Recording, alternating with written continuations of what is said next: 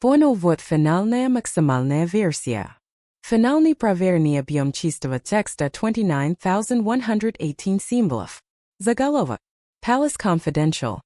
Harry teases new painful secret that will rock the monarchy. Финальный сценарий 29,118 символов. Чистый текст для Teases. Just days after a fragile truce was seemingly called in the Windsor Civil War, Prince Harry has launched a new devastating offensive. From a hotel room in war-torn Ukraine, the Duke of Sussex has given a bombshell new interview, one that has shattered the quiet optimism that followed his meeting with King Charles. While claiming he is very happy with his new life, Harry has also revealed the existence of a painful new discovery, a secret he has unearthed that has really hurt. This is not the language of reconciliation. This is the language of a man who is reloading, preparing to fire a new truth bomb, at the very heart of the royal family. The peace talks are over. Harry's new war has just begun. This is Royal Herald, and today we deliver a special report on Prince Harry's shocking new interview, the dark family secrets he is now threatening to expose, and his defiant defense of his tell-all memoir Spare. Before we break down this explosive new development, we ask for a moment of your time. To support our mission of delivering these in-depth reports, please subscribe to Royal Herald, give this video a thumbs up, and activate the notification bell. Your engagement allows us to continue our work. The story begins with a false dawn. The 55-minute tea between Harry and King Charles at Clarence House was seen by many as a turning point, a sign that a father's love might finally triumph over royal protocol. But just hours later, in a wide-ranging interview with The Guardian from Kiev, Prince Harry made it clear that the war is far from over. While he insisted he is very happy with his life in Montecito with Meghan and their children, he immediately pivoted to the ongoing conflict with his family and dropped a chilling new threat. I have certainly had to deal with some very stressful events over the last 4 years, he said, before adding the crucial line. There has been the uncertainty and stress of the litigation and finding out certain things that have really hurt. Let's be clear about what this means.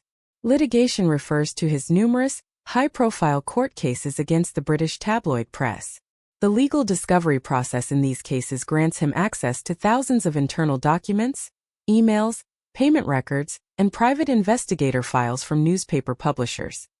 His statement is a thinly veiled declaration that he has found something explosive in those files, something that goes beyond just press intrusion. The phrase "certain things that have really hurt" suggests a betrayal that is deeply personal. Royal experts are now speculating wildly. Did he find documentary proof of palace courtiers actively collaborating with the press to leak negative stories about him and Meghan? This has long been a central claim of the Sussexes, and finding such evidence would be a declaration of war on the palace men in grey.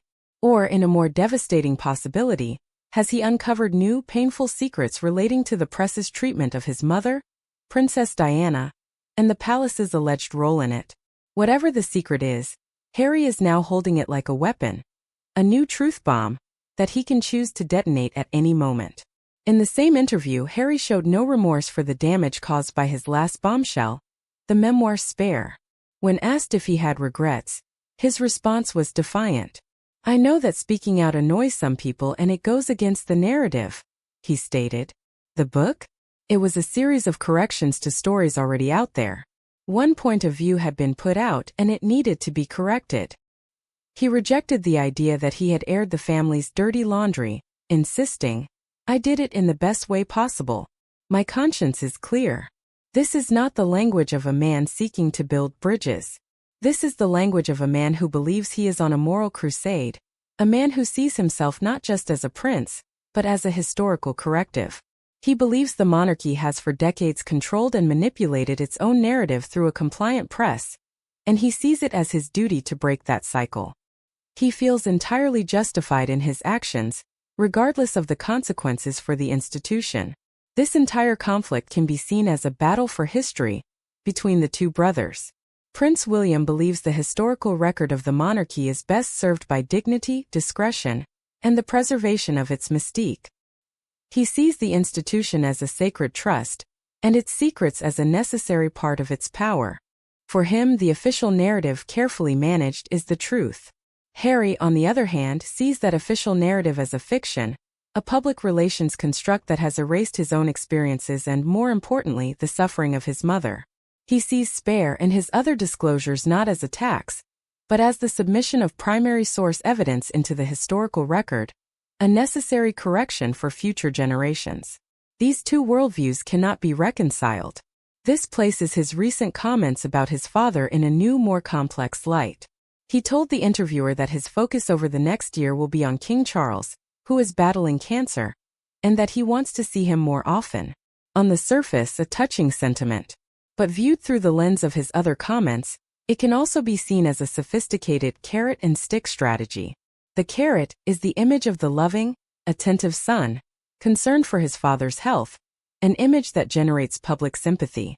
The stick is the unspoken threat of his new, painful discovery. It creates a difficult dilemma for the palace. How do you deal with a son who offers an olive branch with one hand, while holding a grenade in the other? It puts the king in an impossible position, forcing him to balance his personal desire to see his son with the institutional need to contain a known security risk. The choice of location for this interview, a hotel in Kiev, is also a masterful strategic move. By speaking from a war zone, Harry positions himself not as a disgruntled celebrity in a Montecito mansion, but as a serious global figure, the soldier prince, engaging with a major international conflict. It lends a weight and a seriousness to his words that they would not otherwise have. It is a form of soft power diplomacy, conducted entirely outside the control of the British government or the palace, and serves as a powerful reminder of the unique global platform he still commands. It is a message to the world, and to his family, that he remains a player on the international stage. The interview concluded with what can only be described as a final, stark warning to his family, and particularly to his brother Prince William. While stressing that he doesn't want to prolong divisions, Harry reiterated his core belief. You cannot have reconciliation before you have truth. This single sentence is the key to understanding the entire conflict, and why the rift with William is now seen as virtually unbridgeable. For Prince William, who was forged in the fire of his mother's death and the ensuing media circus, truth is loyalty to the institution and a lifetime of public silence. For Prince Harry, who believes that very silence is a toxic betrayal of his mother's memory, truth is public disclosure and the correction of perceived injustices. These two definitions are fundamentally incompatible. Harry's statement is a clear message to his brother. There will be no peace, no handshake, no reunion until more truth, as he defines it, is revealed. He is not just defending his past actions, he is threatening to repeat them. This new unearthed secret is now the price of his silence, a price the future king will almost certainly refuse to pay. And now we turn to you. What do you believe is the new, painful secret Prince Harry has uncovered? And do you think his no reconciliation without truth stance makes a future family reunion impossible? Share your insights and opinions in the comments section below. Your perspectives truly enrich our discussions. And if you appreciate this in-depth royal analysis, please like this video, subscribe to our channel for more royal updates, and join us next time as we continue to explore the captivating world of the British royal family. Thank you for watching, and we look forward to seeing you again.